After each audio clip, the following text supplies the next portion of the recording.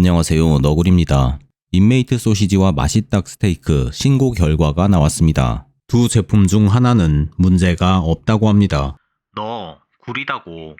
저는 영양 성분 표시가 이상한 제품들을 검사하고 표시 기준을 위반한 제품들은 식약처에 신고하고 있습니다. 먼저 식약처에서 영양 성분 관련 신고를 처리하는 과정을 잠시만 보겠습니다. 식약처 본청에서 신고가 접수되면 식약처는 관할 기관으로 이 사건을 보냅니다. 이후 담당자가 배정되고 담당자는 업체에 방문해서 제품을 수거한 다음 수거된 제품을 검사합니다. 다른 방식으로 신고가 처리될 수도 있겠지만 지금까지 제가 신고했던 사항들은 모두 이렇게 처리되었습니다. 그런데 저는 그 검사 과정 중에 궁금한 점이 하나 있었습니다. 제품을 수거하는 이 과정에서 업체가 미리 대비하고 있었다면 시중에 판매되는 제품과는 다르게 만들어진 샘플을 식약처가 가져가서 검사하게 할 수 있지 않을까? 완전히 불가능한 소리는 아니라고 생각했습니다. 앞으로 다양한 업체를 신고할 수 있기 때문에 저는 이 과정에 대해서 한 번쯤 확인을 해보고 싶었습니다.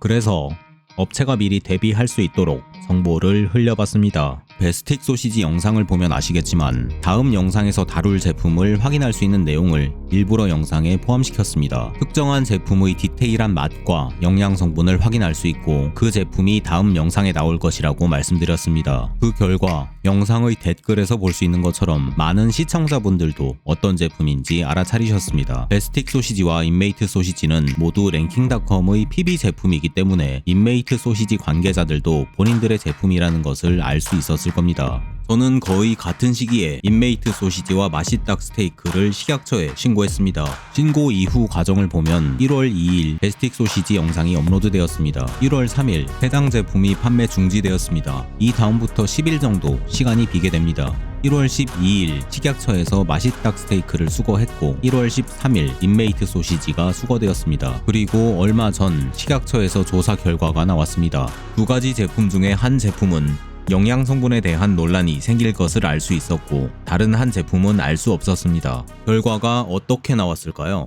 맛있닭 스테이크는 제가 신고했던 항목들에서 영양 성분을 위반한 것이 맞다는 결과가 나왔습니다. 그리고 인메이트 소시지는 제가 신고했던 5가지 항목에 대해서 위반 사항이 전혀 없다고 답변을 받았습니다. 그러니까 제가 검사했던 내용과 식약처 검사 결과가 크게 달랐습니다. 어떻게 된 걸까요?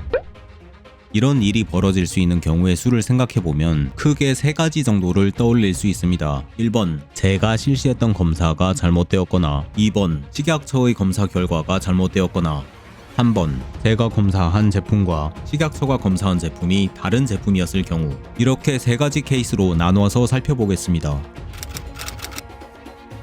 가능성이 없는 것은 아니겠으나 저는 가능성이 꽤 낮다고 생각합니다. 이전 영상에서는 말씀드리지 않았지만 저는 인메이트 소시지 카레맛 제품을 다른 검사기관에서도 한 번 더 검사했습니다. 물론 둘 다 식약처에서 지정받은 검사기관에서 검사를 실시했습니다. 지금 보여드리는 표는 2가지 검사기관에서 검사했던 결과의 평균값입니다. 이렇게 봐도 인메이트 소시지는 영양성분 표시 기준을 많이 위반했습니다. 일단 가능성이 제일 낮은 항목이기도 하고 이렇게 언급되는 것만으로도 열심히 일하시는 공무원분들께 신뢰가 될 수 있는 내용이기 때문에 바로 넘어가도록 하겠습니다.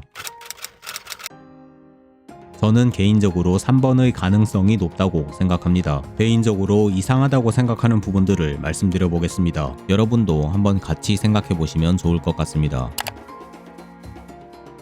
맛있닭 스테이크를 만드는 공장은 충남 공주에, 인메이트 소시지를 만드는 공장은 충남 홍성군에 있습니다. 그러니까 두 제품을 만든 공장은 모두 충청남도에 있습니다. 그렇기 때문에 식약처의 신고 처리 과정에서 두 제품을 수거한 기관, 검사한 기관, 그리고 검사한 날짜 등 검사 과정이 대부분 동일하지만 다른 점이 하나 있습니다. 업체가 식약처 검사가 나올 것을 대비할 수 있었는지 아니면 대비할 수 없었는지입니다. 앞에서 말씀드린 것처럼 베스틱 소시지 영상이 공개되고 약 10일 후에 식약처는 하루 차이로 맛있닭 스테이크와 인메이트 소시지를 수거해서 검사했습니다. 영상을 통해 소비자들조차 어떤 제품인지 알 수 있기도 했고 그렇게 알 수 있었던 날로부터 약 10일간 시간이 있었기 때문에 식약처의 검사에 대비할 수 있었던 인메이트 소시지는 영양성분 표시에 전혀 이상이 없다는 결과가 나왔고 검사가 나올 것을 모르고 있었던 맛있닭 스테이크는 영양성분 표시가 잘못되었다는 결과가 나왔습니다. 랭킹닷컴의 또 다른 PB 브랜드 제품인 베스틱 소시지는 제가 12월 초에 신고를 했습니다. 그리고 12월 23일 식약처에서 수거가 이루어졌습니다. 영상은 그 이후에 업로드 되었기 때문에 식약처 검사에 대비할 수 없었던 베스틱 소시지의 경우 제가 신고했던 항목들이 모두 영양성분 표시 기준을 위반한 것으로 확인되었습니다. 식약처에서 알려준 인메이트 소시지의 영양성분 검사 결과는 열량 97kcal, 단백질 19.3g, 지방은 1.2g이라고 합니다. 이 영양성분을 생 닭가슴살의 영양성분과 비교해보면 거의 비슷하다는 것을 확인할 수 있습니다. 전혀 가공되지 않은 생 닭가슴살의 영양성분과 소시지 제품의 영양성분이 거의 동일합니다. 일반적으로 소시지를 만들 때는 살코기와 지방을 함께 사용합니다. 그리고 지방의 비율은 일반적으로 최소 15%가 넘습니다. 그래서 지금 보여드리는 자료에서처럼 현재 판매되고 있는 대부분의 닭가슴살 소시지는 영양성분표에 표시된 단백질과 지방의 비율이 일반적으로 3대1 정도입니다. 그런데 이번에 식약처에서 수거해서 검사했던 그 인메이트 소시지의 샘플은 단백질과 지방의 비율이 16대1이라는 검사 결과가 나왔습니다. 이런 사실들을 놓고 생각했을 때 저는 식약처가 수거해서 검사했던 그 샘플이 소비자들에게 판매되는 제품과는 다르게 만들어졌을 가능성이 있다고 생각합니다. 여러분은 어떻게 생각하실지 모르겠습니다.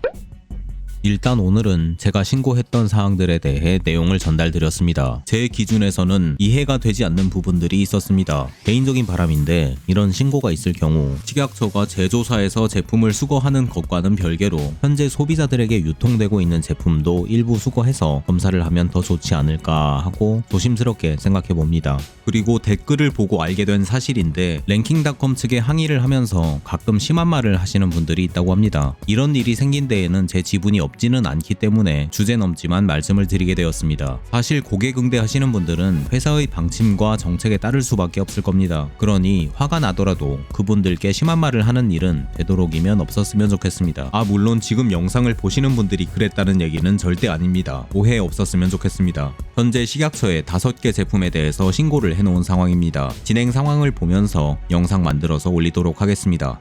감사합니다.